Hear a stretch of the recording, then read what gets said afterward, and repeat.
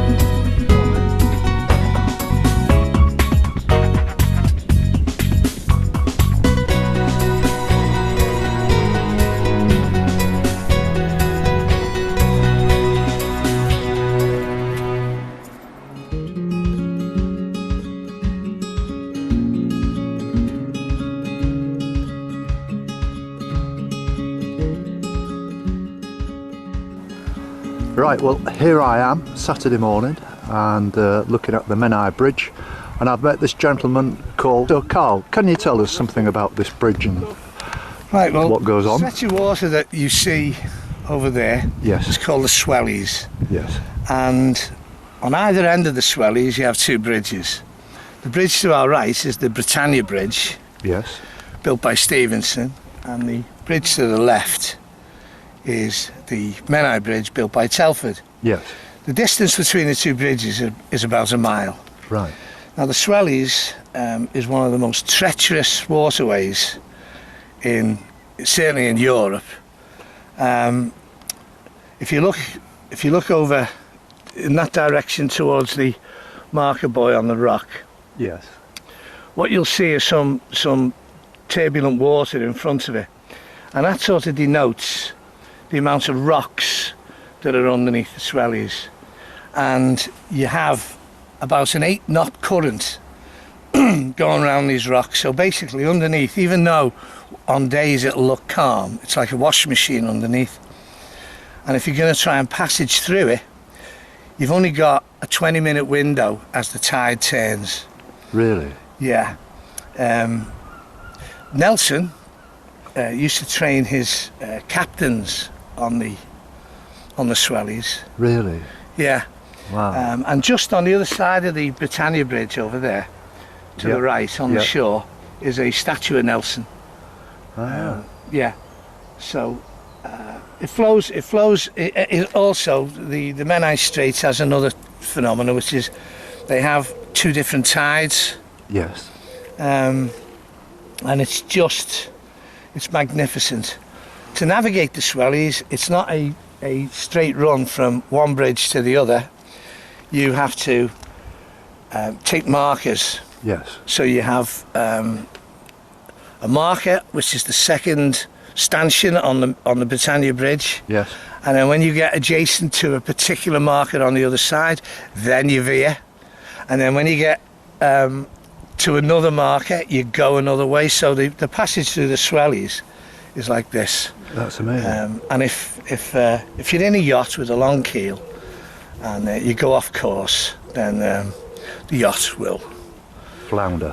flounder. Yeah, So have you got experience of all this, Carl? Are you a sailor? yeah. Right. So you know this is how you know the score. Yeah. We moved down here. We bought a boat Yes. 8 years ago. We moved down here. Right. We go sailing Yeah. round the island or along the coast or whatever. Very nice. It's a beautiful part of the world, and on days like this, you could be anywhere in the world. Oh, It's absolutely. beautiful. Absolutely. Well, that's really interesting, Carl, and thank you very much indeed for all that information. I would never have known any of that.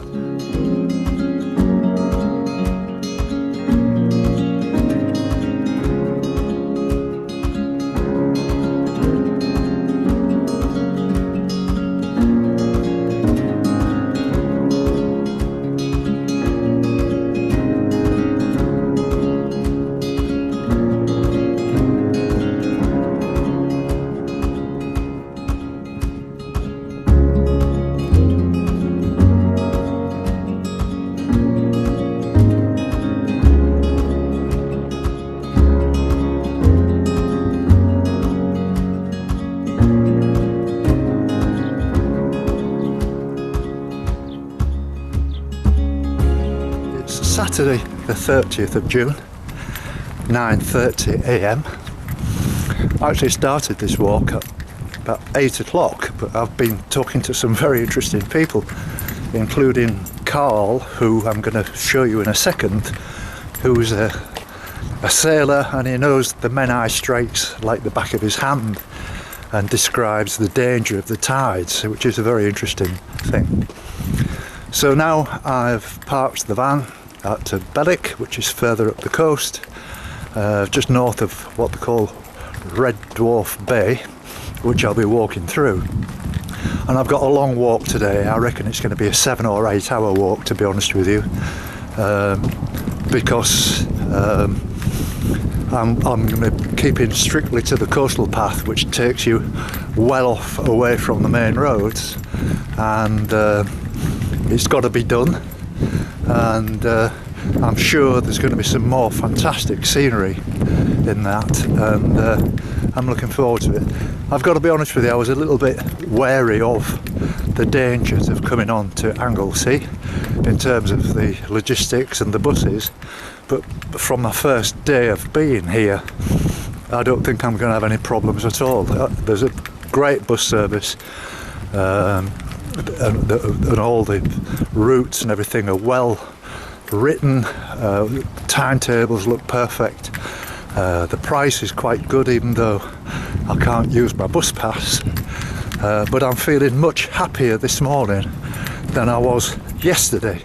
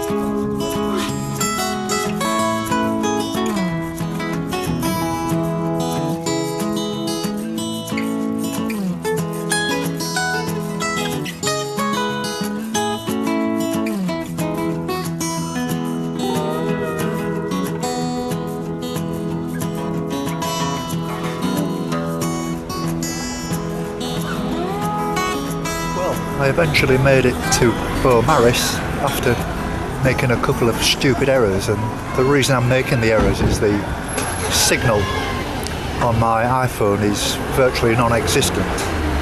I've got the map, but the little cursor which points out where you are is missing. That's because there's only one bar on the signal, which illustrates what I was saying earlier on about the need for a paper map in a situation like this. And it's the first thing I'm going to do when I get back to the campsite, is to buy a proper OS map and have it on paper, just in case there is no signal.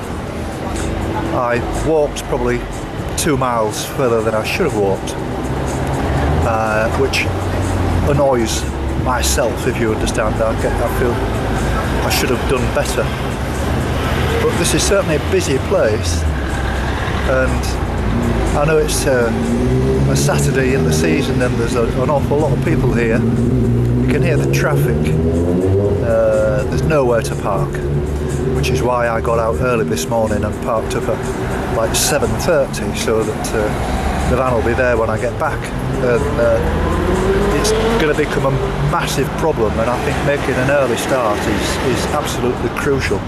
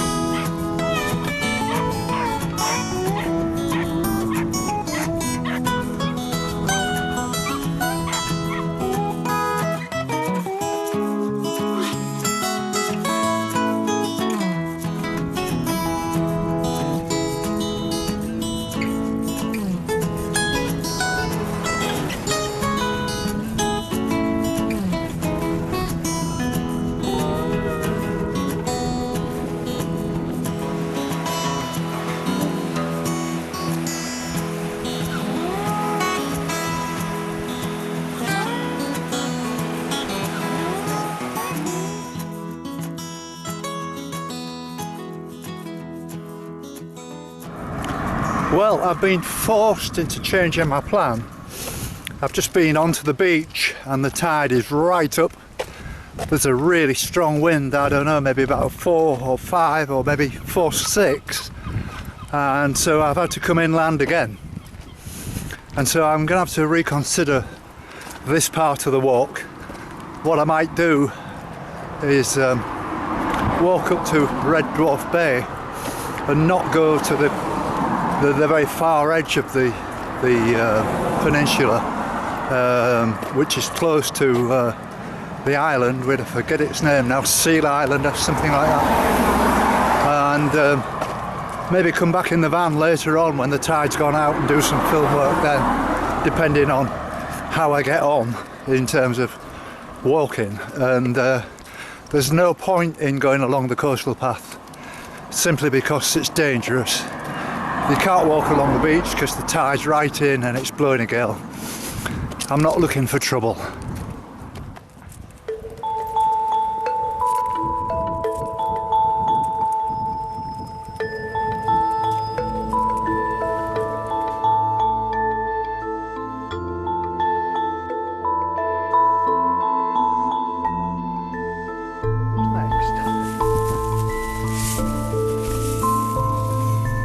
Is that nice?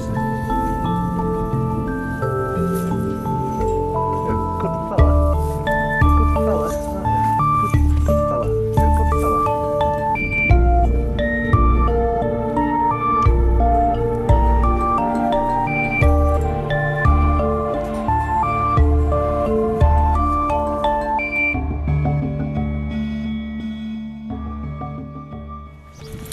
Well, I have to say, having come off the coast because of the strong winds and the tide, it's making me see another side of this beautiful island. The villages are absolutely stunning. When I was back in the last village, forgotten the name, I'm sorry, and met Alan, there were the residents of the village all going around cleaning up the rubbish and picking up cigarette ends and any litter. Lots and lots of people who really care about the villages, and they do keep these villages in absolutely amazing condition. I've got to say also that this is a hard walk. I'm just walking up a hill now. It must be, I don't know, 1 in 3, and I don't know how far it's going to go. But I'll eventually get back to the coast if I go this way. But I'll be missing one of the parts that I wanted to video. But when you've seen one shot of the sea and one shot of the coast, and they all look pretty much the same, it does make a change to come off the coast.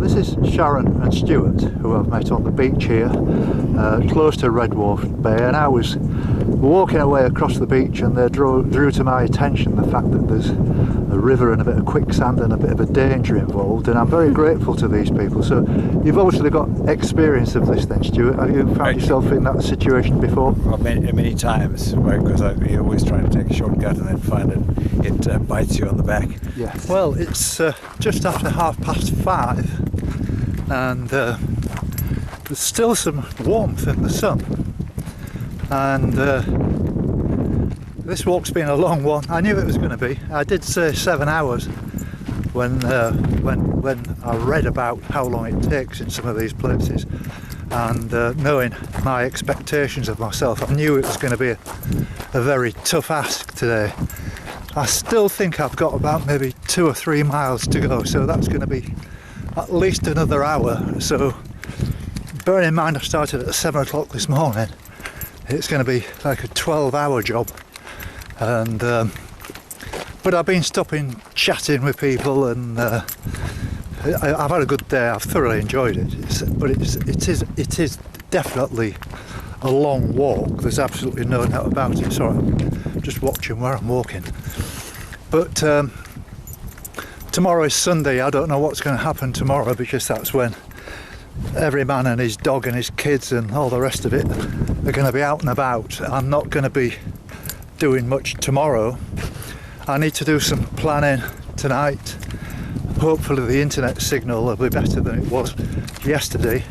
I've got a basic plan, but I just need to dot the I's and cross the T's, and I'll be glad to get back to the van tonight and a couple of beers and off to bed.